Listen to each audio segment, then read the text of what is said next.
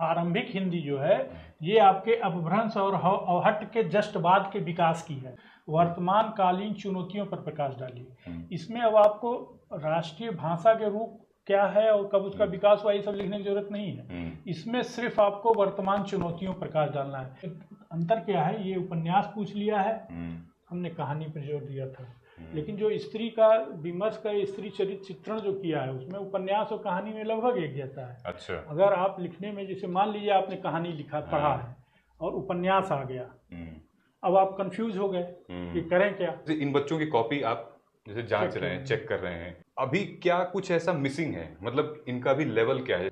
हिंदी साहित्य के पेपर में जितना ज़्यादा आप उदाहरण देंगे, आप कबीर का भाषा लिख रहे हैं तो कबीर की भाषा की जितनी ज़्यादा उदाहरण देंगे, यदि आप कृष्णा शोभाती का जैसे आया था स्त्री विमर्श लिख रहे हैं तो किस उपन्यास में क्या लिखा है उन्होंने, कैसे क्या लिखा है, या आप दिनकर पे आ गए, दिनकर की सामाजिक चेतना लिख रहे हैं, दिनकर की राष्ट्रीय चेतना लिख रहे हैं। कबीर का निर्गुण ब्रह्म, ये भक्ति ही है कबीर की और कुछ नहीं है। अब आप इसको कुछ और समझ लें, और ये आध्यात्मिक दृष्टिकोण, ये भी भक्ति ही है, बिल्कुल, और कुछ नहीं है। लेकिन आप इसमें अगर कंफ्यूज कर जा रहे हैं तो गड़बड़ा जाएगा। नमस्कार साथियों, मैं हूं सिद्धार्थ। स्वागत है आपका मार्गदर्शन आईएएस के इस चैनल पे। और आज हम और आप जुड़े हैं हिंदी साहित्य वैकल्पिक विषय के पेपर 1 और पेपर 2 की डिटेल में एनालिसिस करने के लिए। लेकिन आप सबको पता है कि हिंदी साहित्य हमारा बैकग्राउंड नहीं है और मैं इस सब्जेक्ट में सब्जेक्ट मैटर एक्सपर्ट नहीं हूँ। सो आज मैं आप लोगों के साथ श्री राजेश कुमार राय सर को आमंत्रित करना चाहता हूं, जो कि ऑलरेडी सिविल सर्विसेज एग्जाम कई बार दे चुके हैं और लगभग 2 दशकों से भी ज़्यादा उत्तर प्रदेश जेल डिपार्टमेंट में, यूपी प्रिजन में सेवा दे चुके हैं और अब रिटायर होके मार्गदर्शन आईएएस में एक सलाहकार के रूप में आप लोगों का और हमारा मार्गदर्शन कर रहे हैं। तो मैं स्वागत करना चाहता हूं सर के साथ। सर नमस्कार राजेश सर। हाँ, मैं राजेश कुमार राय। जैसा कि बताया सिद्धार्थ ने, आज हम लोग हिंदी साहित्य जो वैकल्पिक विषय है उसके प्रश्न पत्र 1 और प्रश्न पत्र 2 पर चर्चा करने के लिए हैं। तो दोनों प्रश्न पत्र में जो प्रथम प्रश्न पत्र है उसमें भी 2 खंड हैं, क और ख, और द्वितीय प्रश्न पत्र में भी क और ख 2 खंड हैं। प्रथम प्रश्न पत्र में खंड क का पहला क्वेश्चन और खंड ख का 5वां क्वेश्चन, ये दोनों अनिवार्य हैं। इसी तरह से द्वितीय प्रश्न पत्र में पहला क्वेश्चन और 5वां क्वेश्चन उधर व्याख्या वाला है खंड द्वितीय प्रश्न पत्र में, वो भी अनिवार्य है। कुल 5 प्रश्न आपको करने होते हैं। पहला प्रश्न 50 नंबर का होता है जो अनिवार्य होता है, ABCDE करके 5 उसके भाग आते हैं। उसके बाद 3 प्रश्न और होते हैं, और इसी तरह खंड ख जो है उसमें भी पहला अनिवार्य होता है, उसमें भी 5 खंड होते हैं और 3 प्रश्न और करने होते हैं। जो अन्य 3 प्रश्न हैं उसमें ABC करके 3-3 भाग होते हैं। हालांकि हिंदी साहित्य में कोई अलग से कोई नया चीज़ नहीं पूछता। जो अभी तक का जो पैटर्न है वो सब्जेक्ट में क्वेश्चन अलग हो सकते हैं, बट उसका जो मूल तत्व है वो वही रहता है। वो घुमा फिरा के ही क्वेश्चन आते हैं। कभी कभी इधर देखा जा रहा है कि 2 साल से एक आध टॉपिक ऐसा आ जाता है जो कभी नहीं आया है, या वो जैसे एकदम से नया रहता है, बहुत पढ़ा हुआ नहीं रहता है, या बहुत उसको ध्यान नहीं रहता। जैसे पिछले साल का आप उठाइए तो एक उसमें विद्यापति की गंग भक्ति आई है जो कभी नहीं आती है, और बहुत कुछ स्टूडेंट लाइफ में भी बहुत पढ़ा नहीं, हम लोग भी नहीं पढ़े, लेकिन आया है, सिलेबस में है, तो गंग भक्ति आई है। इसी तरह एक क्वेश्चन और आया है मुस्लिम कवयित्रियों की कृष्ण काव्य के संबंध में आया है। अब कृष्ण काव्य में मुस्लिम कवि तो बहुत हैं, कवयित्री नहीं है। कुछ लोग कहे कि वो कवि की जगह कवयित्री गलत लिख गया है। अब वो यूपीएससी को ये नहीं कह सकते कि आपने गलत क्वेश्चन बनाया है, वो कवित्री ही है, लेकिन अब उसमें कि बहुत कुछ पढ़ा नहीं है, उस पर बहुत कुछ नहीं लिखा जा सकता। लेकिन इतना है कि जो हिंदी साहित्य का विद्यार्थी है और साहित्य को पढ़ा है, कुछ न कुछ तो उस पर लिख ही लेगा। तो ये तो हो गया प्रश्न का पैटर्न। और जैसे हमने तो सर ने हमसे 10-11 साल पुरानी PYQs मांगे थे जी। तो डिटेल में बैठ के लगभग 1 हफ्ता 10 दिन तक अध्ययन किया गया PYQ के जो साहित्य में आए थे, पेपर 1 पेपर 2 दोनों। उसके बाद फिर आपके लिए जो हमारा टेलीग्राम चैनल है उसको अगर आपने ज्वाइन नहीं किया हिंदी माध्यम के लिए तो आप ज्वाइन कर लीजिए। तो टेलीग्राम चैनल पे सर ने डिटेल में, जैसे आप देख सकते हैं, ये इस बार का पेपर है, ये हमारा 2025 का पार्ट 1 है, क है, और इसी से सेम एक्सपेक्टेड क्वेश्चन क्या थे ये हम लोगों ने अपने टेलीग्राम पे डाला हुआ था। मैं आपको यहाँ स्क्रीनशॉट दिखा देता हूँ, ये स्क्रीनशॉट है, ये आप देखो, मार्गदर्शन आईएएस हिंदी चैनल जस्ट अभी हमने स्टार्ट किया और एक्सपीरियंस इतना लंबा है। और यहाँ देख सकते हैं, यहाँ पर हमने लिखा भी हुआ था कि प्रिय विद्यार्थी, यदि आप सीएससी 2025 मेंस की तैयारी कर रहे हैं तो आप संभावित और अपेक्षित प्रश्न हैं जो कि परीक्षा में आ सकते हैं। और इसी प्रश्न पत्र से जो कि सर ने डाला था, लगभग 50 से 60% क्वेश्चन जो हैं वो ऑलमोस्ट एग्जैक्टली उसी डोमेन डायमेंशन में हैं। वो कैसे हैं वो अभी हम लोग डिस्कस करेंगे। तो सर, आपने जब 2025 का पेपर देखा तो मतलब क्या लगा था कि कुछ नया है या वही पूछ रहे हैं? एक आध दो प्रश्न छोड़ दें, एक आध दो प्रश्न हर साल, ये जो पैटर्न दिख रहा है यूपीएससी का, एक आध दो प्रश्न तो ऐसा घुमा फिरा कि वो नया टाइप से पूछते ही हैं, जिसमें बहुत कुछ आपको लिखने पढ़ने की सामग्री भी नहीं मिली होती है, या उसमें कहीं टू द पॉइंट आप उसको न पढ़े होते हैं न लिख सकते हैं, ज्ञान के आधार पर, अपनी समझ के आधार पर लिखना होता है। बाकी लगभग सभी क्वेश्चन एक सेट पैटर्न है, उसी से घुमा फिरा के कभी शब्दों को दूसरी तरह से रख के, कभी दूसरी तरह से रख के पूछते हैं, जबकि ले दे के वही रहता है, आंसर भी वही लिखना होता है, कोई नई चीज उसमें आप नहीं लिख सकते। ये जो हमारे समझ में पैटर्न आया है वो यही है। अब जैसे ये जो पहला पार्ट था हमारा जी, जिसमें सेक्शन ए, खंड ए का ये पहले क्वेश्चन जो है 150 क्वेश्चन हैं, हर क्वेश्चन 50 नंबर के हैं। अब जैसे ये क्वेश्चंस आए हैं जी, तो और आपने जो एनालाइज किया था जी, तो क्या इनमें क्या इस बार के कैसे क्वेश्चंस आए हैं पार्ट 1 से? जैसे हमारा सिलेबस है हिंदी भाषा और नागरिक लिपि का, इसमें लगभग तो आपका जो पार्ट 1 है। अच्छा, यहाँ एक चीज और क्लियर करना चाहता हूँ जी, जो प्रथम प्रश्न पत्र का पहला भाग है, जो ये 4 क्वेश्चन दिख रहे हैं, ये भाषा विज्ञान से होता है। हिंदी साहित्य में एक पार्ट है भाषा विज्ञान, तो ये मैं सजेस्ट करूंगा कि इसमें जैसे आपको एक तो ये अनिवार्य है पहला, फिर उसके बाद 5वां अनिवार्य होता है, उसके बाद कोई 3 प्रश्न और करने होते हैं। तो उस 3 में से मेरी ये सलाह है कि आप 2 क्वेश्चन इस पार्ट से करिए, इसमें नंबर अच्छे मिलते हैं, जस्ट लाइक मैथ टाइप के नंबर मिलते हैं। जो दूसरा पार्ट है वो हिंदी साहित्य का पार्ट है, उसमें चूंकि बहुत ज़्यादा सिलेबस में रहता है या उसके विविध रूप होते हैं, आप उतना पूरा सटीक लिख भी नहीं पाते हैं, तो उसको आप ज़्यादा, जैसे पहला 5वां अनिवार्य है तो 5वां तो करना ही करना है, और एक आप क्वेश्चन और आपको करना होगा, 2 क्वेश्चन हर खंड से करने होते हैं। अच्छा। तो 2 क्वेश्चन आप सेकंड भाग से करिए, लेकिन इससे प्रयास करिए कि 3 क्वेश्चन आपको मिल जाए, इससे 3 करिए, तो आप निश्चित रूप से 5 से 10% प्लस मार्किंग में आएंगे। ये हमारा मतलब आकलन है, और जो है सही है, जो कि आप किसी से भी पूछिएगा जो हिंदी साहित्य का एक्सपर्ट होगा तो बताएगा भाषा विज्ञान में नंबर अच्छा मिलता है। तो प्रयास ये करिए कि इस पोर्शन से आप ज्यादा 3 प्रश्न हल करने का प्रयास कीजिए। इसमें मार्क्स भी ज्यादा हैं क्वेश्चन की, आप लिख भी सकते हैं ठीक ठाक। इसमें ज्यादा लिखना नहीं है, इसमें क्या है कि ज्यादा लिखना नहीं है। जैसे आप उदाहरण के लिए मध्यकाल में अवधिक और ब्रजभाषा के साहित्यिक अंतर संबंध लिखना है, तो इसमें आप बहुत ज्यादा नहीं लिख सकते। भाषा और बोली में अंतर है, ये जो क्वेश्चन है, ये देखिए अपने में भी है, ये है भाषा और बोली में अंतर, तो सेम टू आया है, लेकिन इसमें आप ज्यादा नहीं लिख सकते। आप 1 पैराग्राफ 1.5 पैराग्राफ, ज्यादा 2 पैराग्राफ में आते आते आप सिमट जाएंगे इसमें। और नंबर आपको इसमें, जैसे ये भाषा और बोली में अंतर जो है, अगर ये 10 नंबर का है और इसमें आप ठीक ठाक लिख गए तो आपको 8 नंबर तक मिल जाएगा। मेरे कहने का तात्पर्य ये है कि आप इससे 3 प्रश्न इधर से उठाइए और नीचे वाले से 2 प्रश्न उठाइए। अब इसमें जो आया है वो तो ठीक है, जो नहीं आया है वो 2026 में आने की ज्यादा संभावना है। जैसे ये जो पहला क्वेश्चन था हमारा, जी, अपभ्रंश और अवहट की व्याकरणिक संरचना के मुख्य अंतर, ये आया हुआ है। हमारा था आरंभिक हिंदी की व्याकरणिक विशेषताएं। अगर आप इसको पढ़े हैं, आरंभिक हिंदी की व्याकरणिक विशेषताएं, तो आप बहुत ज्यादा नहीं अटकेंगे। अच्छा। ये चूंकि आरंभिक हिंदी जो है ये आपके अपभ्रंश और अवहट के जस्ट बाद के विकास की है। अच्छा। तो जो अपभ्रंश और अवहट की व्याकरणिक संरचना थी, उसका बहुत हद तक व्याकरणिक संरचना प्रारंभिक हिंदी में कुछ और शुद्ध रूप में आ जाती है। तो अगर आप इसको तैयार किए हैं तो जाहिर सी बात है कि इसको पढ़ने के बाद ही आप इसको तैयार करेंगे।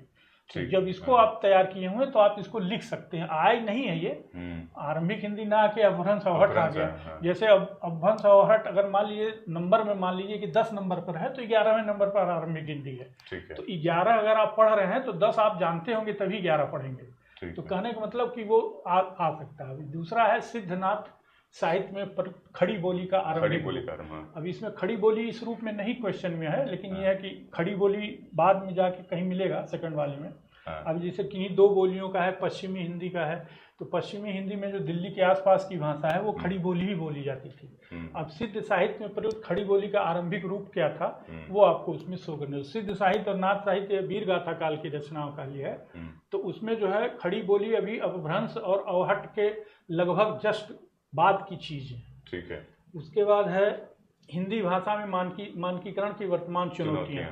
ये इसमें हमने लिखा होगा मानक हिंदी की व्याकरणिक संरचना, इसी से मिलता जुलता क्वेश्चन है।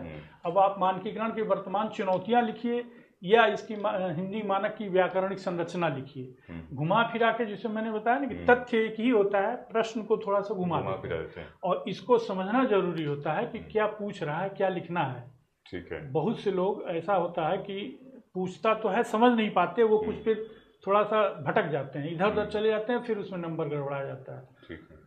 इसके बाद है आपका अवधी और ब्रज भाषा की साहित्यिक अंतर संबंध। ये थोड़ा सा टेढ़ा क्वेश्चन है, क्योंकि कभी कभी खाली अवधी पूछता है, कभी कभी ब्रज भाषा पूछता है, लेकिन ये दोनों का साहित्यिक अंतर संबंध पूछ लिया। तो इसके लिए जब तक आप दोनों भाषा का आप ये तो क्वेश्चन जब हम डिस्कस कर रहे थे आपसे, तो आपने कहा था कि ये अवधि अलग से आ चुका है जी, और ब्रज भाषा भी अलग।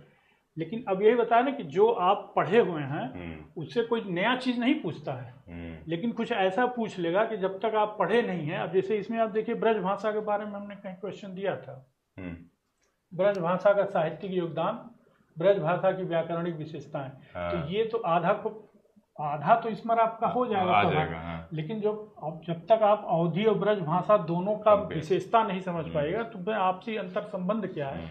अवधी जो है अवध क्षेत्र में है और ब्रज भाषा ये मथुरा साइड की, आगरा साइड की ब्रज भाषा है। तो दोनों में बहुत ज्यादा लेकिन तारतम्य, कुछ अंतर भी है और कुछ साम्यता भी है। ये चीज है। जैसे एक ये क्वेश्चन था, आपने बताया था राजभाषा के रूप में हिंदी का विकास। तो यहाँ पे जो क्वेश्चन राजभाषा, मेरे ख्याल से ये जो दो एक आया नहीं था, ये राष्ट्रीय भाषा के रूप में हिंदी, राष्ट्रीय भाषा के रूप में। राष्ट्रीय भाषा अलग है, राजभाषा अलग है। राजभाषा का मतलब है जो राजकाज की भाषा है, इसकी संविधान, जो संविधान में भी है। और राष्ट्रभाषा जो है वो आपकी कम्युनिकेशन, मतलब कह सकते हैं कि ये आपसी संपर्क की भाषा, बोलचाल की भाषा, लिखत पढ़त की भाषा। क्वेश्चन आया राष्ट्रीय भाषा के रूप में हिंदी के सामने उपस्थित वर्तमान कालीन चुनौतियों पर प्रकाश डालिए। इसमें अब आपको राष्ट्रीय भाषा के रूप क्या है और कब उसका विकास हुआ ये सब लिखने की जरूरत नहीं है। इसमें सिर्फ आपको वर्तमान चुनौतियों पर प्रकाश डालना है। अब ये देखिए 15 नंबर क्वेश्चन है और ये 50 नंबर का पूरा फुल क्वेश्चन है। आप फुल करिएगा तब 50 नंबर कवर होगा। और कहीं कहीं दूसरे जो स्टेट के एग्जाम होते थे उसमें 50 नंबर का फुल क्वेश्चन यही हो जाता था। तो इसमें अंतर, इसमें आप बहुत ज़्यादा टाइम भी मत वेस्ट कीजिए, क्योंकि लेकिन इसकी जो वर्तमान चुनौतियां हैं वो राजनीतिक हैं। कभी तमिलनाडु से, कभी अभी हाल ही में महाराष्ट्र से उठ गया, कभी केरल से, कभी रह के ये हिंदी का विरोध होने लगता है। वहाँ हिंदी भाषा भाषियों को परेशान किया जाने लगता है, या हिंदी बोलने वालों को उपेक्षित करते हैं, प्रताड़ित करते हैं। तो ये सब इसकी वर्तमान चुनौतियां हैं। बाकी राष्ट्रीय भाषा के रूप में हिंदी है, स्थापित है, और ज़्यादातर आजकल तो बहुराष्ट्रीय कंपनियां भी जोर दे रही हैं। सरकार भी त्रिभाषा फार्मूला अपनाई है, जिसमें कहा कि एक हिंदी अनिवार्य कर दिया गया है। अभी आप यूपीएससी में भी देखिए तो हिंदी तो एक अनिवार्य प्रश्न पत्र है, जिसमें आपको क्वालिफाई भी करना, चाहे आप साउथ के हों चाहे जहाँ के हों, और वो लोग करते हैं तभी जाके सिलेक्शन पाते हैं। तो इसमें तो कोई संदेह नहीं है कि ये उपस्थित, मतलब हिंदी भाषा के रूप में स्थापित नहीं है। जो वर्तमान चुनौतियां उसी पर सिर्फ आपको लिखना है। तो वर्तमान चुनौतियां जो हाल फिलहाल में, अच्छा इसके लिए आपको किसी किताब में नहीं मिलेगा, किसी सिलेबस में नहीं मिलेगा। ये तो आप वर्तमान में करंट टॉपिक में जो टच है, जो पेपर है, पत्रिकाएं हैं जो इसमें प्रकाशित होती है, जो वर्तमान घटनाएं हैं, उसी से आपको उठा के इसको लिखना होगा। ये आपके ज्ञान और तो इसमें कहते हैं कि हिंदी साहित्य जैसे लिटरेचर सब्जेक्ट में करंट का उतना रोल नहीं रहता। नहीं, ये जब आप राष्ट्रीय भाषा और राजभाषा पे आ जाएंगे तो इसमें कुछ न कुछ आपको निश्चित रूप से करंट मिल जाता है, ऐसा नहीं है। ये आप जो परंपरा चली आ रही है, भले राष्ट्रीय भाषा के रूप में उत्थान हुआ, स्वतंत्रता आंदोलन के टाइम में राष्ट्रीय भाषा कैसे स्थापित हुई, इसके विकास में क्या क्या प्रयास किए गए, वो तो सब ठीक है।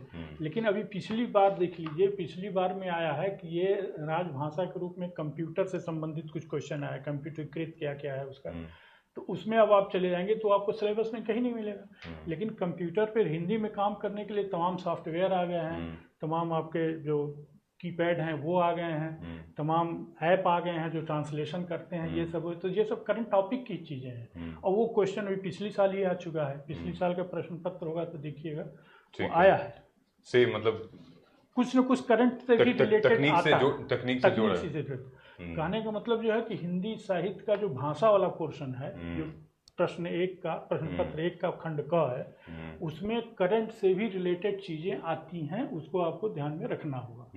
तो मुझे देख रहा है कि लगभग कुछ क्वेश्चन जो है वो एग्जैक्टली मतलब जो इस आपके वाले से मैच हो रहे हैं, और कुछ में ये है कि इन लोगों ने कंपैरिजन किया है, घुमा दिया है, कंपैरिजन किया है, कुछ अलग से भी पूछ लिया है। अच्छा, एक चीज और हमने जैसे हिंदी साहित्य में जैसे आपसे चर्चा हो रही थी कि कंपैरिजन बहुत कराते हैं यूपीएससी में। जैसे आपने कहा तुलसीदास या कबीरदास हो गए, या फिर जैसे 2 भाषाएं होंगे, तो अगर कंपैरिजन करना है तो मतलब किस तरीके से बच्चे को पढ़ना चाहिए अगर तुलनात्मक करना हो तो? जो यूपीएससी का पैटर्न है उसमें अगर आप कवि उठाएंगे या लेखक उठाएंगे तो इसमें हर एक के पीछे, जैसे आपने कबीर को उठाया तो एक तो कबीर की भाषा हो गई, फिर जो है कबीर का समाज सुधार रूप हो गया जो जिसका है, और उसके बाद हो गया कबीर की भक्ति भावना। लगभग मध्यकाल में, या जो आप कह सकते हैं भक्ति काल जो है, भक्ति काल में जितने भी कवि लेखक आते हैं उनका ये 2-3 पॉइंट सब में सामान्य होता है। ठीक है। अब जैसे तुलसी की भक्ति भावना पूछ लिया तो आप एक तो तुलसी की भक्ति पढ़े हैं या तुलसी की भाषा पढ़ रहे हैं, कबीर की भाषा पढ़ रहे हैं। अगर तुलनात्मक पूछ लिया तो तुलनात्मक आपको कहीं किसी नोट्स वोट्स किसी की शायद भले मिल जाए, लेकिन किताबों में कम मिलता है। हाँ, तुलनात्मक वो आपको तुलनात्मक अपने अध्ययन के आधार से ही करना पड़ेगा। हाँ। इसी तरह जायसी का पूछ लिया, अभी पिछली साल पूछा है या शायद इस साल पूछा है, जायसी और कबीर के पूछ लिया है, या जायसी का तुलसी का पूछ लिया, ऐसे सेकंड पेपर में होगा, इसमें नहीं होगा। अच्छा, ठीक है। तो जो अब इसमें हमने एक तुलनात्मक के लिए डाला था सूर सूर तुलसी शशि करके, अच्छा, ये वाला जो क्वेश्चन था, ये वाला। हालांकि ये आया नहीं है, लेकिन इसका जो है आ सकता है 2026 में। हाँ, तो इस तरह के जैसे जायसी का और कबीर का पूछ लेता है, जायसी का तुलसी का पूछ लेता है। तो मतलब ये है कि इनको पढ़ के जो इसकी व्याख्या है, इनकी जो वो हम खुद से तुलनात्मक करेंगे, करना पड़ेगा। या तो आप पहले से तैयार किए रहिए। जैसे मान लीजिए किसी का भक्ति आ चुकी है, तो अगले बार उसका भाषा की संभावना बढ़ रही है, या उसका जो सामाजिक पक्ष रहा है, अब जैसे तुलसी का है लोक मंगल की भाषा रही है, अब तुलसी में भक्ति भावना भी रहती है, कबीर में है तो वो कभी भक्ति रहती है, कभी भाषा रहती है, कभी समाज सुधार रूप रहता है। तो वो इस तरह से जो पोर्शन आ गया है उसको अगले वाले को जो है आप ज़्यादा इंपॉर्टेंट मानिए, उस हिसाब से आप तैयार कर लीजिए। ये तो भक्ति काल का हो गया। अब आधुनिक काल में है, आधुनिक काल में जो है उनके पात्र हैं, उनकी कथा शिल्प है, भाषा शिल्प है, प्रगतिवाद, प्रयोगवाद, छायावाद जैसे है। कभी कभी उनकी राष्ट्रीय चेतना पूछ लेता है, कभी उनकी सामाजिक चेतना पूछ लेता है। दिनकर की और पूछ लिया कि दिनकर की और आपकी निराला की सामाजिक चेतना का तुलनात्मक विवरण दीजिए। इस बार तो दिनकर निराला तो नहीं आए हैं शायद, तभी तो हम पहले खंड में चल रहे थे। अच्छा, अब पहले खंड के बाद इसका सेकंड पोर्शन है ये। ठीक है, खंड ख हो गया। ठीक है, खंड ख तो हमारा साहित्य का इतिहास है, पूरा हिंदी साहित्य का इतिहास है। तो इसमें से जैसे हमने देखा काफी लिखा है आपने, दिनकर भी लिखा है। नहीं, वो सेकंड पेपर में होगा। इसमें हमने देखिए ये खंड, ये है, ये खंड क हो गया। हाँ, खंड ख ये है, ये वाला। हाँ, अब इसका खंड ख जो है, ये कृष्णा शुभाती के उपन्यास में स्त्री दृष्टि पर वर्तमान विमर्श में संदर्भ पूछा है। कृष्णा शुभाती एक लेखक हैं। अब इसमें कृष्णा शुभाती ये है, कृष्णा शुभाती लिखा हुआ है, कहानियों की विशेषता, स्त्री विमर्श इस पर भी है। लेकिन अब इसमें अंतर क्या है, ये उपन्यास पूछ लिया है, हमने कहानी पर जोर दिया था। लेकिन जो स्त्री का विमर्श का स्त्री चरित्र चित्रण जो किया है उसमें उपन्यास और कहानी में लगभग एक जैसा है। अच्छा। अगर आप लिखने में, जैसे मान लीजिए आपने कहानी लिखा पढ़ा है और उपन्यास आ गया, अब आप कंफ्यूज हो गए कि करें क्या, तो आपको कुछ नहीं करना है। आप अपने आंसर राइटिंग में सिर्फ और सिर्फ इतना ध्यान रखिए कि कहानी या उपन्यास का उल्लेख मत करिए। जो स्त्री के रूप में, स्त्री के वर्णन के लिए जो जो मेन तथ्य प्रवृत्तियां जो उन्होंने डाली हैं कृष्ण शोभाती जी ने, उसका उल्लेख करिए। अच्छा, लगभग सेम है, मतलब अब एग्जैक्टली नया टू द कुछ पॉइंट नहीं आ सकता इसमें, नया कुछ नहीं आ सकता, लेकिन कुछ न कुछ घुमा। जैसे इसमें रामचंद्र शुक्ल के बारे में जो आचार्य रामचंद्र शुक्ल, एक विद्यापति की अध्यात्म है, अध्यात्म आचाराम सिंह टिप्पणी की समीक्षा कीजिए। अब विद्यापति वगैरह बहुत कम लोग पढ़ते हैं, जैसे कुछ है ना, कभी कुछ पूछ लिया, कभी कुछ पूछ लिया, तो कुछ न कुछ घुमा के पूछते ही रहते हैं। अब यही देखिए विजय देव नारायण शाही जी, ये लगभग एक तरह से नया है, ये जायसी का मूल्यांकन इन्होंने पूछा है, लेकिन नाम दे दिया विजय देव नारायण शाही। अब इसमें आदमी भ्रमित हो जाएगा, तो करें क्या? तो आपको कुछ नहीं करना है, आप जायसी का मूल्यांकन अगर पढ़े हैं, जायसी की जो काव्य की विशेषताएं हैं वो आप लिखिए। ठीक है, ठीक है। तो सेक्शन बी में हम लोग चलते हैं जी। सो साथियों, सेक्शन बी में जाने से पहले बहुत सारे ऐसे एस्पिरेंट्स थे जो कि इससे पहले साहित्य वाले जो पेपर हुआ है उससे पहले हमारे साथ जुड़ चुके थे हिंदी माध्यम के संदर्भ में, और सर से ऑलरेडी गाइडेंस ले रहे थे, चाहे वो हिंदी साहित्य हो गया, क्योंकि सर का ऑप्शनल साहित्य और हिस्ट्री था, और जीएस तो खैर सबका रहता है ये कॉमन। तो साहित्य और जीएस के लिए सर ऑलरेडी हिंदी माध्यम में गाइडेंस दे रहे हैं। नीचे कमेंट सेक्शन में गूगल फॉर्म दिया है, इन केस अगर आप रजिस्टर करना चाहते हैं, आपको सर के साथ 1-to-1 आपके हिंदी के जितने भी आंसर हैं, चाहे वो साहित्य के हो गए या जीएस के हो गए, आपको अगर मूल्यांकन कराना है 1-to-1 अगर आप सेशन लेना है, तो आप नीचे लिंक दिया हुआ है उस पर रजिस्टर करिए और हमारी टीम आपको कनेक्ट करेगी, आप डायरेक्टली जुड़ सकते हैं। जैसे आप ये देख सकते हैं, ये हमारे एक स्टूडेंट ही थे जिन्होंने जीएस के लिए प्रिपेयर कर रहे थे, इनके साथ 1-to-1 जुड़े हुए हैं और पूरे लाइव आंसर कॉपी का इवेल्युएशन हो रहा है। तो ये 1-to-1 बहुत मुश्किल से, और सर का एक्सपीरियंस भी बहुत अच्छा है, ज़्यादा है, तो एक्सपीरियंस काफ़ी बहुत काम आता है। फिर ये हर एक तरीके से मूल्यांकन हुआ है आपके जीएस के पेपर का। वहीं पे कुछ बच्चे हैं जो कि साहित्य में भी हैं, तो अब जैसे मैं सर से पूछना भी चाहता हूँ, जैसे इन बच्चों की कॉपी आप जैसे जांच रहे हैं, चेक कर रहे हैं, मूल्यांकन इनका हो रहा है, तो अभी क्या कुछ ऐसा मिसिंग है, मतलब इनका भी लेवल क्या है? जैसे आजकल तैयारी कर रहे हैं लोग, जैसे मान लीजिए साहित्य की बात कर रहे हैं। जी, साहित्य की बात जैसे करते हैं, एक तो जो सबसे जो जैसे एक आध कॉपी का हमने जो मूल्यांकन किया, तो वो संजोग कहिए कि ये उनकी पृष्ठभूमि हिंदी साहित्य की नहीं थी। मतलब कहने का कि वो बीए या एमए हिंदी से नहीं थे, हिंदी साहित्य से नहीं थे, लेकिन कहीं कहीं से उनको ये लगा कि हिंदी साहित्य में वो एग्जाम अच्छा कर सकते हैं, तो उन्होंने ले लिया। तो उसमें कन्फ्यूजन हो जाता है, जो मूल चीज़ें हैं वो गलत ले जाते हैं। अच्छा, दूसरा फिर उदाहरण देना चाहिए। हिंदी साहित्य के पेपर में जितना ज़्यादा आप उदाहरण देंगे, चाहे वो खंड ख हो, खंड ख हो, या आप सेकंड पेपर में खंड क हो, खंड ख हो, व्याख्या छोड़ के जितना ज़्यादा आप उदाहरण, अगर आप कबीर का भाषा लिख रहे हैं तो कबीर की भाषा की जितनी ज़्यादा उदाहरण देंगे, यदि आप कृष्णा शोभाती का जैसे आया था स्त्री विमर्श लिख रहे हैं, तो किस उपन्यास में क्या लिखा है उन्होंने, कैसे क्या लिखा है, या आप दिनकर पे आ गए, दिनकर की सामाजिक चेतना लिख रहे हैं, दिनकर की राष्ट्रीय चेतना लिख रहे हैं, तो कुरुक्षेत्र में कौन कौन सी लाइन में सामाजिक चेतना आपको समझ में आई, कौन, ये आप जितना ज़्यादा पॉइंट आउट करिए उतना ज़्यादा मार्क्स मिलेगा। और अगर आप सीधे सीधे 4 लाइन 6 लाइन ऐसे गोल मटोल लिख दिए आपने, तो आपको मिल जाएगा, 2-4 नंबर मिल जाएगा, ऐसा नहीं कि कुछ नहीं मिलेगा। लेकिन जो आप अपेक्षा कर रहे हैं वो चीज़ ना तो आपके लिए होगी, ना एग्जामिनर भी अपेक्षा कर रहा है उसके लिए नहीं होगी। दूसरा चीज़, प्रश्न को समझना बहुत जरूरी है। एक तो इसमें जैसे हमने पहले बताया कि आप एक प्रश्न पर ज़्यादा से ज़्यादा 10 या 11 मिनट दे सकते हैं, तो आप इस टाइम को तो पकड़ के रखिए, क्योंकि अगर एक आपको बहुत अच्छा पढ़ा हुआ आ गया और आपने उस पर 20 मिनट दे दिया, और एक आपको कम पढ़ा हुआ आया है, तो उस पर तो आपको देने के लिए टाइम भी नहीं है। तो अगर आप ज़्यादा अच्छा से तैयार आपको क्वेश्चन आ गया, तो आप 10 से ज़्यादा 12-13 मिनट खींच के ले जाइए, और जो नहीं तैयार किया हुआ है उस पर आपकी अपनी जो समझ है, आपका जो अध्ययन है, उस पर जो आपके समझ में आए उस पर लिखिए जरूर। मतलब आपने बताया था कि एक तो क्वेश्चन की डिमांड को समझ नहीं पा रहे हैं, पूछ रहा है और लिख हम कुछ लिख और कुछ और रहे रहे हैं, तो हैं। वो उससे गड़बड़ हो जाता है। जैसे अब जैसे आपने कबीर का ही उठा लीजिए, हाँ। अब कबीर की भाषा पूछ रहा है हाँ, और आप कबीर का समाज सुधार लिखे जा रहे हैं। आपने ही जो एक बच्ची थी जिसका कॉपी आपने चेक किया था, जी कवित्रियों वाला, जी, तो उन्होंने वो सूरदास लिख दिया। सूरदास लिख दी थी। उसको ये समझ में आ रहा था कि कवित्री गलत लिख गया है, ये कवि ही होगा, कवि होगा। मुस्लिम कवि, कृष्ण भक्ति हाँ, काव्य के हाँ, मुस्लिम कवि पूछा है, मुस्लिम कवि का। तो वो कवि नहीं है, कवित्री है। कवित्री। कवित्री में सिर्फ एक नाम आता है ताज बेगम का, जो अकबर की पत्नी थी और वहीं जाके फिर वृंदावन में बस गई। उन्होंने कुछ कृष्ण भक्ति पर रचनाएं लिखी। अब ये क्या है कि यूपीएससी इतना डीपली घुस के पूछता है कि अगर आपका सामान्य ऊपरी छिछला अध्ययन है तो आप उसको नहीं पकड़ पाते। अच्छा, एक दो क्वेश्चन इस टाइप से हर साल पूछता है वो, हर साल पूछता है। जैसे पिछली बार भी वो पूछ लिया था, गंग भक्ति पूछ लिया था विद्यापति। गंग भक्ति उनकी मैथिली की रचना है, हिंदी साहित्य में मैथिली रचना कोई क्यों पढ़ेगा, लेकिन अब यूपीएससी है, पूछ लिया है तो पूछ लिया है, आप क्या कर सकते हैं।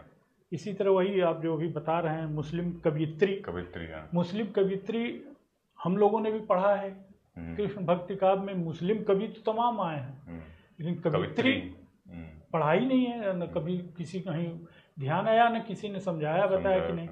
बाद में आप जब इतिहास पढ़ते हैं या जब उसमें कृष्ण भक्ति काव्य का बृहद रूप से जब अध्ययन करते हैं तो उसमें जाके आता है कि नहीं, एक ताज बेगम थी जो अकबर की पत्नी कही जाती थी, वृंदावन में उनकी वो भी है, समाधि वगैरह भी है, वो वहीं रह गई, वहीं बस गई। ये जो हमारा पेपर 2 है, जिसमें मुझे लगता है कि मैक्सिमम क्वेश्चंस जो हैं वो पहले मैच कर रहे हैं। इसमें देखिए पहला क्वेश्चन ये था, कबीर का निर्गुण ब्रह्म, ये भक्ति ही है कबीर की और कुछ नहीं है। अब आप इसको कुछ और समझ लें, और ये आध्यात्मिक दृष्टिकोण, ये भी भक्ति ही है, बिल्कुल, और कुछ नहीं है। लेकिन आप इसमें अगर कंफ्यूज कर जा रहे हैं तो गड़बड़ा जाएगा। आपको लिखना जो बताए ना, कोई नया चीज नहीं पूछ पाते, ये उसी को शब्दों में घुमा लेते। क्या ये कबीर ग्रंथावली के आध्यात्मिक दृष्टिकोण इससे पहले कभी पूछा है? मतलब ध्यान तो नहीं आ रहा है, 10-11 साल लेकिन ध्यान नहीं आ रहा। करता क्या बताया ना कि जैसे अब कबीर पर पूछना है तो 3-4 क्वेश्चन ही पूछ सकता है। कबीर की भाषा पूछ सकता है, कबीर की आध्यात्मिक चेतना पूछ सकता है, कबीर का निर्गुण ब्रह्म पूछ सकता है, कबीर का समाज सुधारक रूप पूछ सकता है। तो इसी में घुमा फिरा के पूछते हैं। हमें लग रहा है पिछली बार कबीर की भाषा पूछा था, अच्छा, तो इस बार उसने जो है आध्यात्मिक पूछ लिया या समाज सुधारक रूप पूछता है, इसे कुछ पूछता। ये राष्ट्रीय चेतना का स्वरूप विश्लेषण भारत भारतीय उनका है, मैथिली सन गुप्त का है। ये हमारे समझ से हमने इसमें गैस नहीं किया है। ठीक है। फिर एक कामायनी, कामायनी जयशंकर प्रसाद की रचना है, आधुनिक सभ्यता का प्रतिनिधि महाकाव्य है। ये है, देखिए, कामायनी की गौरव उसके युग बोध, परिपुष्ट चिंतन, महत्व उद्देश्य और पूर्ण शिल्प में निहित है। ये लगभग सेम क्वेश्चन है। फिर ये वाला हो गया। अब ये कवितावली पूछ लिया है इसमें ये, और इसमें हमने जो है सुंदरकांड गैस किया था। अच्छा, तो सुंदरकांड ना के कवितावली आ गया है इसमें। अच्छा। फिर एक हमारा ये युद्ध की समस्या, ये है रामधारी सिंह दिनकर के कुरुक्षेत्र पर है। काव्य के आधार पर कथन की सार्थकता, मतलब इनकी राष्ट्रीय चेतना है। युद्ध की समस्या मनुष्य की समस्या की जड़ है। ये इनको कुरुक्षेत्र, जो भी युद्ध की समस्या है वो मनुष्य की ही समस्या की वजह से युद्ध हो रहा है।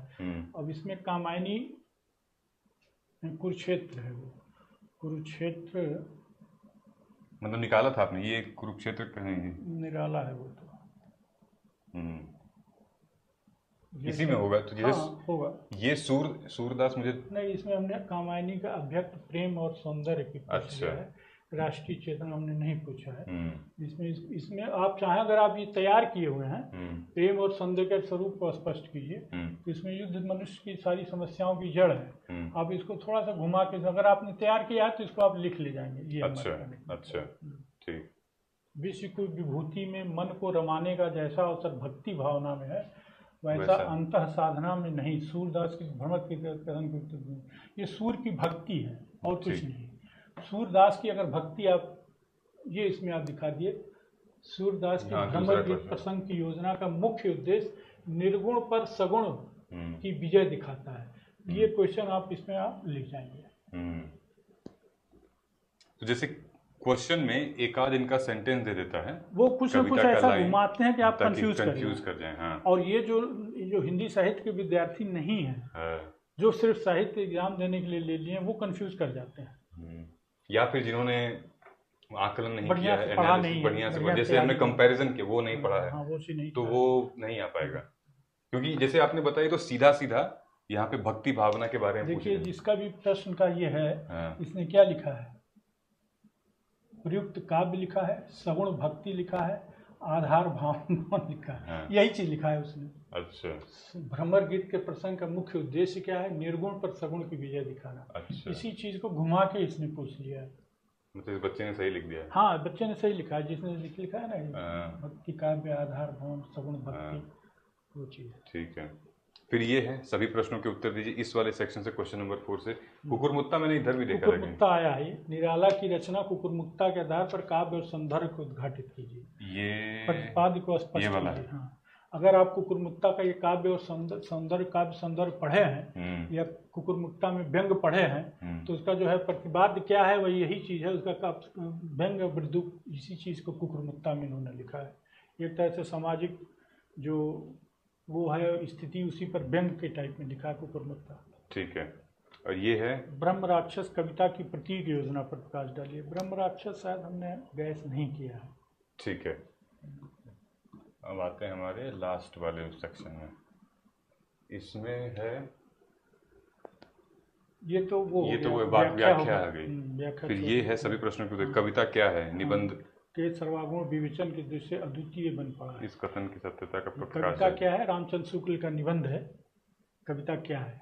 अच्छा, ये निकालिए, वो आए तो उसमें आ जाएगा। सो इसमें जैसे ये तो खैर मेरा बैकग्राउंड नहीं, लेकिन ऐसे जब तक हम कविता पढ़ेंगे नहीं तब तक पता नहीं चल पाएगा किसकी है। कविता क्या है? निबंध है। ठीक है, ये आपके सिलेबस में होगा। रामचंद्र शुक्ल का जो चिंतामणि इनका निबंध संग्रह है, इसमें कविता क्या है, ये है ना कविता क्या है।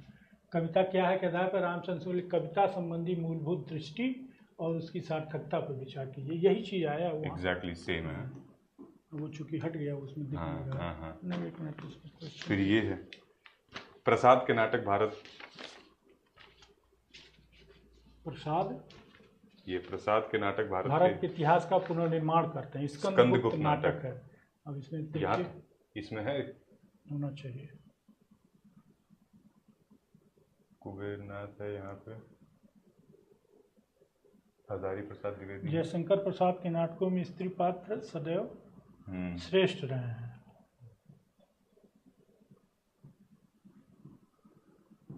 ये वाला है। हाँ।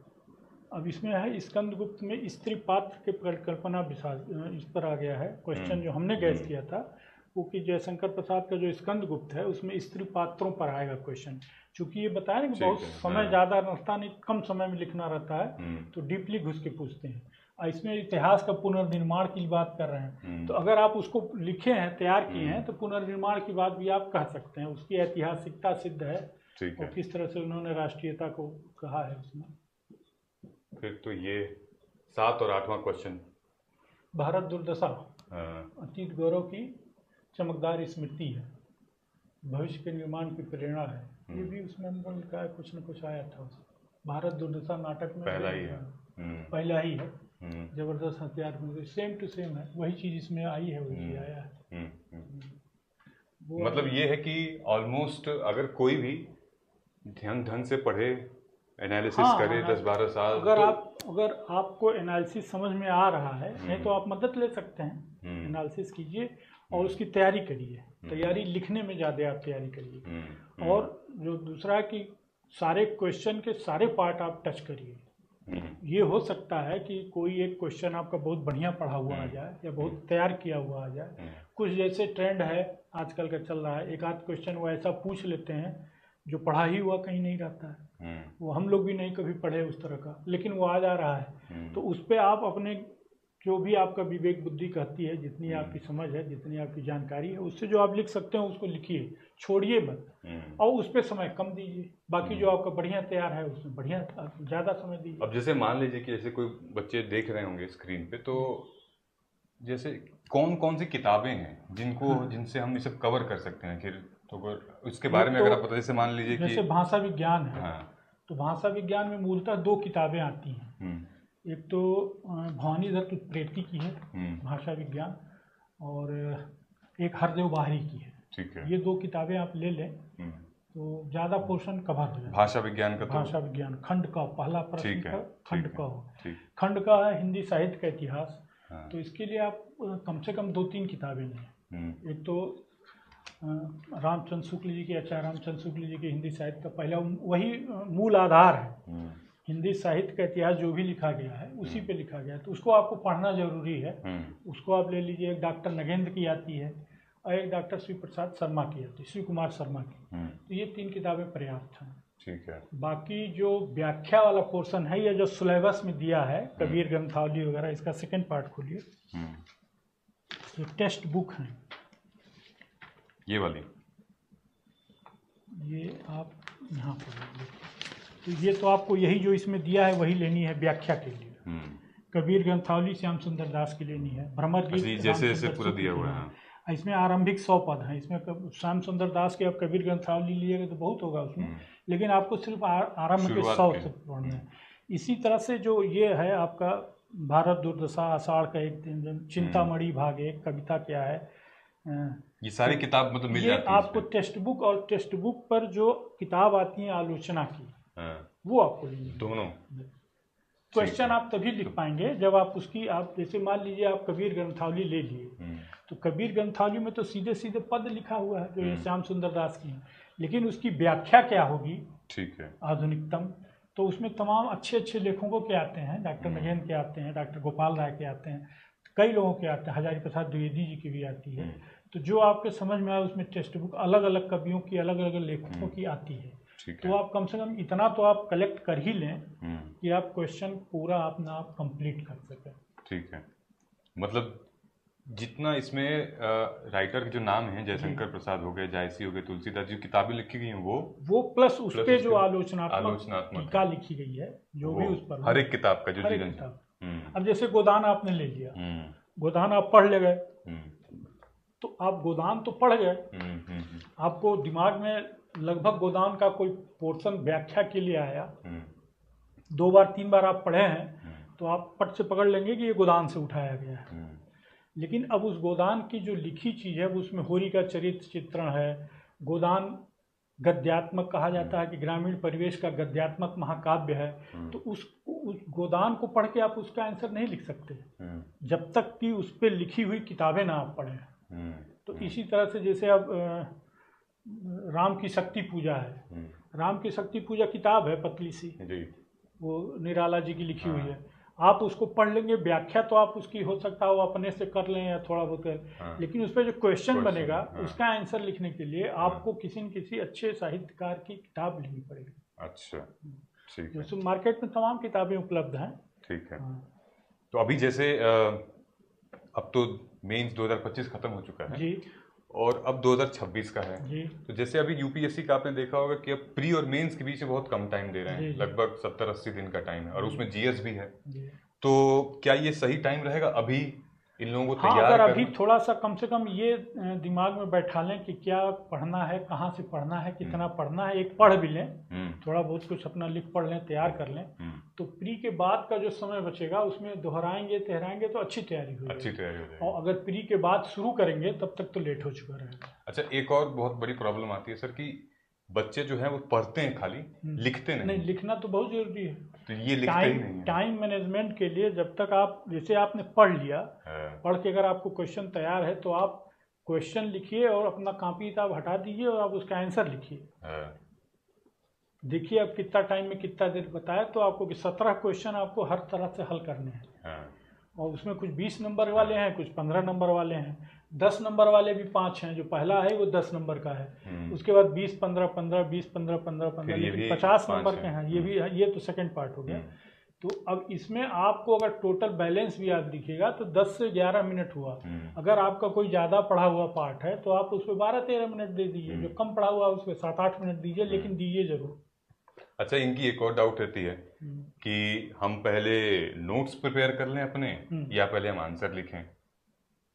नहीं समझे, नोट्स प्रिपेयर कर मतलब जैसे अब ये लोग पढ़ते हुए जा रहे हैं तो अपने नोट्स लिख रहे हैं, ठीक है। आंसर का मतलब कि सवाल जो हम सवाल देते हैं आप देंगे या यूपीएससी के पास्ट ईयर है वो हल करें, तो हम नोट्स पहले बना लें, जैसे किताबें जितनी आपने बताई हैं पढ़ के अपना शॉर्ट नोट बना लिया, या पहले हम सवाल देखें। देखिए आप पढ़ तो पूरा लीजिए, हल्का फुल्का नोट्स भी बना चाहे बना लें, हाँ। लेकिन हमारा ये मानना है कि आप उस पोर्शन पर ज़्यादा ध्यान दें जिसके आने की संभावना ज़्यादा है।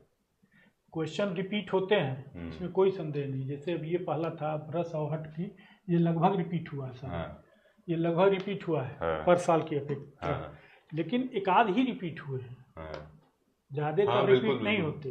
अच्छा, अगर आपको लगता है कि नहीं ये रिपीट हो सकता है, थोड़ा सा उसका बदल के फ्रेम बदल के रिपीट करते हैं, तो आप रिपीट होने की संभावना भी है और नए क्वेश्चन, तो आप एक अनुमान लगा के जिस प्रश्न के या जिस प्रश्न के जिस भाग के आने की संभावना हो उसको आप बढ़िया से तैयार कर लीजिए। जैसे भी हमने आपको बताया कि पिछली बार कबीर की भाषा आई थी, तो इस बार कबीर की भक्ति आ गई है। अब अगले साल 2026 में निश्चित रूप से कबीर का समाज सुधार ग्रुप आएगा, आ जाएगा। अब उसमें अलग अलग क्वेश्चन बन सकता है। कबीर समाज सुधारक थे, कबीर कुछ लोग बताते हैं कि देखिए कबीर समाजवादी थे। कोई एक क्वेश्चन बनता है कि कबीर अपने समय के युग दृष्टा भी थे, युग प्रवर्तक भी थे। इस तरह से क्वेश्चन आते हैं, तो वो कुल मिला के समाज सुधार का। अब आप कबीर पढ़िए, ये हम नहीं कह रहे कबीर की भाषा छोड़ दीजिए, कबीर की भक्ति छोड़ दीजिए, पढ़ लीजिए, लेकिन कबीर के समाज सुधार रूप वाले को ज़्यादा अच्छी तरह से तैयार कीजिए, क्योंकि उसके आने की संभावना ज़्यादा है। तो अगर ज़्यादा अच्छा नंबर आप चाहते हैं तो उस पोर्शन पे ज़्यादा अच्छा तरह से ध्यान दीजिए, उसको ज़्यादा अच्छे से तैयार कीजिए जिसकी संभावना ज़्यादा है। मतलब लिखने पे थोड़ा फोकस करना है। लिखने की प्रैक्टिस तो आप बराबर करिए और अच्छी ढंग से करिए। और एक चीज़ और बता दें कि राइटिंग साफ होनी चाहिए, राइटिंग अच्छी होनी चाहिए। राइटिंग अब आप क्वालिफाई कर जाएंगे, सिलेक्शन हो जाएगा, अगर राइटिंग ठीक नहीं रही तो आप ऊपर नहीं आएंगे। ये जो लोग ऊपर से 100 लोग रहते हैं मेरिट में, आप ये तय मानिए कि उनकी राइटिंग बड़ी अच्छी होती है, क्योंकि राइटिंग अच्छी होने से अच्छा ज़्यादा अंतर नहीं होता है। जो आप अगर आप जनरल का है, जनरल कैंडिडेट उठा लीजिए, या ओबीसी है ओबीसी का उठा लीजिए, टॉप पर है जो सबसे नीचे है, आप अंतर मिला लीजिए, 40-50 नंबर से ज़्यादा अंतर नहीं होता है। 0.5 एक क्वेश्चन में भी अगर होगा, हाँ, तो अगर राइटिंग सही है तो आप समझिए कि 1% नंबर आपको ज़्यादा मिलेगा हर पेपर में। अगर 500 नंबर का है पेपर है, 250 नंबर का क्वेश्चन है, तो 250 नंबर का 1% कितना हुआ? 2.5। तो इतना आप अगर हर में प्लस होते जा रहे हैं, मतलब आप एक पेपर में खाली 2.5 से 3 नंबर ज़्यादा पा रहे हैं राइटिंग के आधार पे, तो एक पेपर में आप 6-7 नंबर ज़्यादा पा रहे हैं। 7-8 पेपर है तो आप 30-40 नंबर ज़्यादा पा रहे हैं, और आप फिर ज़्यादा पा रहे हैं तो आप टॉप कर रहे हैं। राइटिंग पर विशेष ध्यान दीजिए। राइटिंग स्पष्ट होनी चाहिए, पठनीय होनी चाहिए, गुज गाज नहीं होना चाहिए, बहुत सटा के या बहुत दूर दूर भी नहीं होना चाहिए, पन्ना भरने का प्रयास न हो, और ये भी न रहे कि पन्ना बचाने का प्रयास करें कि तुम सटा के लिख दें। तो उसको आप बैलेंस करके एक मध्यम मार्ग निकालते हुए साफ सुथरी राइटिंग में लिखिए, तो ठीक ठाक नंबर मिलेगा।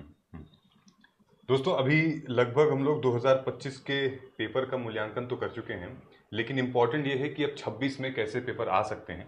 जितने भी ये क्वेश्चन सर ने लिखे हुए हैं ये हमारे टेलीग्राम चैनल पे मिल जाएंगे, आप जा सकते हैं, टेलीग्राम ज्वाइन कर सकते हैं, और फ्री में इजीली आपको ये प्रश्न मिल जाएंगे। और आप हमारी और सर की बात माने तो इन पर लिखना शुरू कर दीजिए, तैयारी करना शुरू कर दीजिए इन पर। और अगर आप पुराने विद्यार्थी, जैसे आपने 1-2 बार दे चुके हैं भाई, अटेम्प्ट दे चुके हैं, मेंस दे चुके हैं, तब तो आपको क्लियर ही हो जाएगा कि आखिर ये है क्या, किसके बारे में बात हो रही है, क्या आया है, क्या रह गया है, क्या आया है, क्या रह गया है। और इसके अलावा भी जैसे सर ऑलरेडी लिख रहे हैं और प्रश्न, जैसे एक एक टॉपिक है, तैयारी की जा रही है, कितने और क्वेश्चंस आ सकते हैं, तो वो भी आपके सामने ले आया जाएगा, समक्ष ले आया जाएगा। लेकिन सिर्फ ले आने से तो मतलब नहीं है, आप उसका आंसर लिखना पड़ेगा। आंसर लिखिए। अगर आप किसी और से मूल्यांकन कराते हो, मूल्यांकन कराइए। नहीं कहीं आप करा पाते हो तो यहाँ भेजिए, यहाँ मूल्यांकन आपका होगा। लेकिन शुरू करिए, लगे रहिए। क्योंकि जब तक आप नहीं करेंगे ये चीज़ें, तो हम सवाल दे के भी कुछ हो नहीं पाएगा। तो कुछ बच्चे हैं जो कि सीरियस हैं, वो आएंगे, पढ़ेंगे और लिखेंगे। लिखना तो पड़ेगा, चाहे आप जीएस देख लें अपना, या फिर आप साहित्य देख लें, क्योंकि ऑप्शनल 500 मार्क्स का है, 2 जीएस पेपर के बराबर। तो ये आपने ही चुना है, ये तो हमने, और जीएस तो है नहीं, ये तो आपने ही चुना है। हिंदी साहित्य के साथ एक प्लस पॉइंट ये भी है कि अगर आप ठीक ठाक हल करके आए तो मेरा आकलन है कि 60 से 65% नंबर आपको मिल सकता है। मिल सकता है। अन्य किसी ऑप्शन में आप 60-65% पाने में आपको यही छोटी एक करना पड़ेगा, मुश्किल से मिलेगा। मैथ की बात हम नहीं कर रहे हैं, मैथ और फिजिक्स केमिस्ट्री छोड़ दीजिए, लेकिन हिंदी साहित्य के अलावा और भी जो सामाजिक वर्ग के जो विषय हैं, भूगोल है, मनोविज्ञान है, समाजशास्त्र है, तो उसमें 60% नंबर जल्दी नहीं मिलते। लेकिन हिंदी साहित्य में थोड़ा सा आप तैयारी करें, थोड़ी मेहनत करें, तो आप 60 से 65% नंबर अर्न कर सकते हैं। बिल्कुल। दोस्तों, अगर आप जीएस की भी तैयारी कर रहे हैं तो जीएस के लिए हिंदी इतिहास, हिस्ट्री के लिए भी आप कर रहे हैं। तो ये हमारे जो ये नोट्स हैं, यानी कि पिछले 12 साल, अब तो 2025 को इंक्लूड कर देंगे जब से हमारा सिलेबस अपडेट हुआ है 2013 से, 13 से 25 तक 12 साल के जीएस मेंस के पीवाईक्यू के नोट्स रेडी हो चुके हैं। जैसे अभी सर ने पूरा 10-11 साल के पेपर के मूल्यांकन किया, तब जाके बहुत कम टाइम में, अभी तो टाइम ही नहीं मिला था, टाइम कम मिला था, बहुत कम टाइम में बहुत अच्छा एक एनालिसिस निकाला है। ये 12 साल का, इसको भी आप अध्ययन करिए। ये हिंदी माध्यम में भी आप उपलब्ध है, लेवल 1, लेवल 4 लेवल पे है, यानी कि 12 सालों में इतिहास में, आपके ज्योग्राफी में, आपके सामाजिक शास्त्र में, या फिर आपके पॉलिटी में, गवर्नेंस में जितने भी क्वेश्चंस आए थे, सबके नोट्स हैं। यहाँ पर आप आइए, डाउनलोड कीजिए और लिखना शुरू कर दीजिए। और ये हमारा मेंस का गाइडेंस प्रोग्राम है, जिसके बारे में हमने जिक्र किया था अभी, कि ये सर ही लीड कर रहे हैं हिंदी माध्यम का पूरा जो सेक्शन है, क्योंकि हिंदी माध्यम ज़्यादा समझ सकते हैं, हमसे ज़्यादा बेहतर समझ सकते हैं, और बच्चे भी काफ़ी संतुष्ट हैं। आप टेलीग्राम चैनल पे भी जाके देख सकते हैं, जो आंसर का मूल्यांकन है वो भी बहुत डिटेल में किया जा रहा है।